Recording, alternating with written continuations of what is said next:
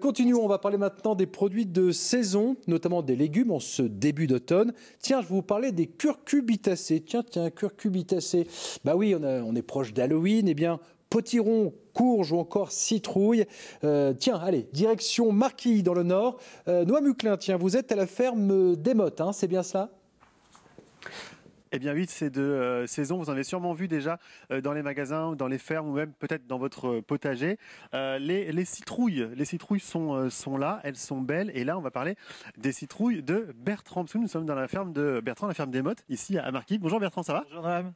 Bon, belle récolte là, hein? Oui, on va pas se plaindre. On a eu une année sèche et c'est quand même des légumes de pays chauds et secs, donc ça se comporte plutôt bien malgré les hautes températures qui ont fait qu'on a quelques petits problèmes de nombre de fruits par plante. D'accord. Bon, toujours est-il que là, on a un bel étal et c'est ce qui compte. Voilà, tout à fait. On a ce qu'il faut pour faire plaisir à nos clients.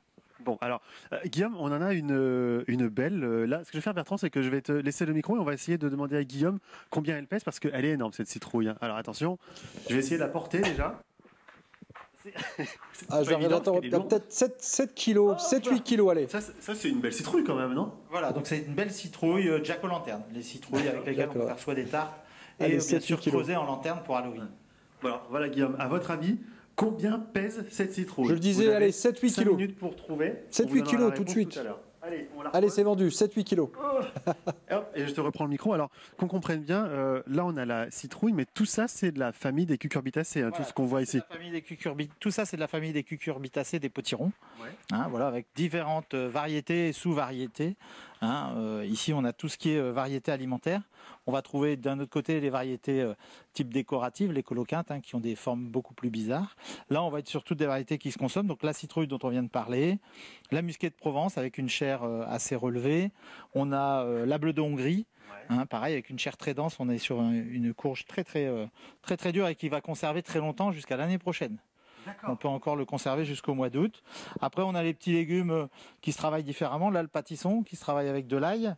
On a le potimarron qui a l'avantage de ne pas devoir s'éplucher. Hein, c'est une des On peut tout manger. Exactement. Donc très facile pour faire sa soupe ou de la purée. On peut laisser la peau. Elle disparaît à la cuisson. D'accord. Génial. Noam, justement, auriez-vous une bonne recette à nous faire partager? Je salive d'avance. Eh ben, oui, on vous a préparé ça, Guillaume. Regardez, c'est là-bas, c'est sur la table. On y arrive dans quelques instants. Mais on termine rapidement la présentation. Tu voulais nous en présenter une autre? Oui, bah après on a la mongogo,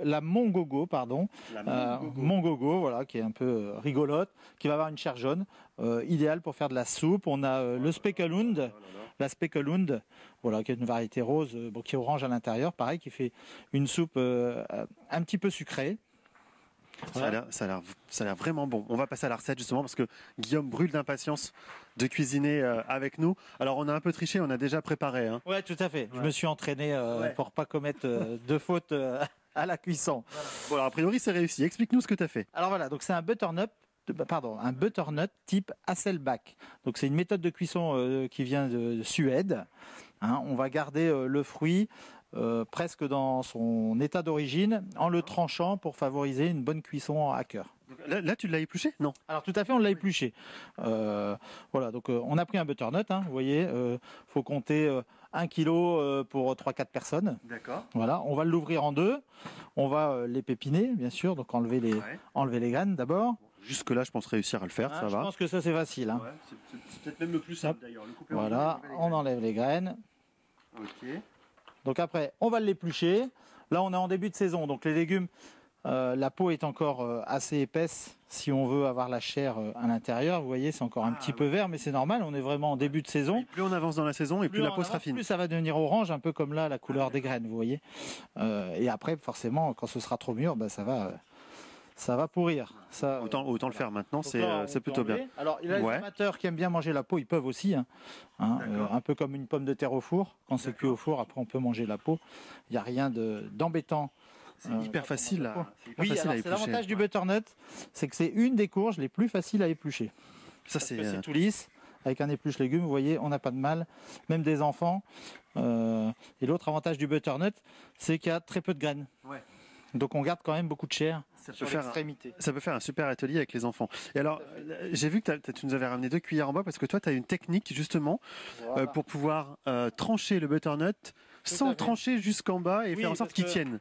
Quand on veut le faire sans cette petite technique-là, eh ben, on va forcément à un moment donné aller trop bas et puis le légume il va se détacher. Donc on prend soit 2 cuillères en bois.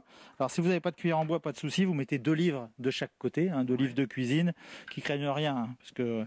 Et puis après on va le couper, vous voyez, Ah oui, ça coupe. tous les demi-centimètres. Et l'avantage des cuillères en bois, c'est que on évite de couper et comme ça le légume il reste entier. Ça c'est génial et on ne se coupe pas non plus. Alors très rapidement, ensuite donc tu mets ça dans un plat Dans un plat, et tout à puis tu fait. fais ton petit assaisonnement. Après, on fait un petit assaisonnement. Donc là, moi ici, j'ai fait un assaisonnement crème fraîche, moutarde, et puis un peu d'ail en semoule. Voilà, après on peut prendre une vraie gousse d'ail. Voilà, on fait un petit mélange, puis on va venir l'asperger avant la cuisson au four à 180 degrés. Ouais. Et dès que ça va commencer à cuire un petit peu, on va voir chaque lamelle va s'écarter, et bien on va remettre un petit peu de sauce dessus pour que ça rentre à cœur du fruit. Voilà. Génial. Et puis bien évidemment, Guillaume, on boit quoi avec ça? Eh bien, on boit une bonne bière qui a été faite ici parce Oui, que tu tout à fais fait. aussi, On est aussi producteur de ta bière. depuis 15 ans maintenant. Voilà, une bière fermière faite avec les orges de la ferme. Bon, ben, merci beaucoup Bertrand et on vous donne la réponse, cher Guillaume. C'était 15 kilos. La citrouille que nous avions tout à l'heure dans les mains pèse 15 kilos. Merci Bertrand. Merci. Bon appétit. Merci. Bon appétit.